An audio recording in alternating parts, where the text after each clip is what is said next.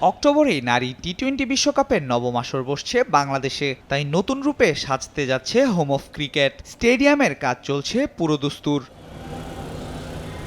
আগামী ৩ থেকে ২০ অক্টোবর পর্যন্ত অনুষ্ঠিত হবে এই আসরটি, যেখানে ১০টি দল মোট ২৩টি ম্যাচ খেলবে বাংলাদেশের দুটি ভেন্যুতে। গ্রুপ পর্বের 10টি ম্যাচ সহ সেমিফাইনাল ও ফাইনাল অনুষ্ঠিত হবে শেরেবাংলা জাতীয় ক্রিকেট স্টেডিয়ামে। সেই ২০১১ সালের আইসিসি বিশ্বকাপের সময় নতুন সাজে সেজেছিল দেশের ক্রিকেট স্টেডিয়ামগুলো। এক দশকের বেশি সময় আগে গ্যালারিতে বসানো চেয়ারগুলো আর অক্ষত নেই, বেশিরভাগই ভেঙে গেছে। এবার নতুনভাবে চেয়ার বসিয়েছে বিসিবি। এছাড়াও হোম অফ ক্রিকেটের আউটফিল্ডে লাগানো হয়েছে নতুন ঘাস।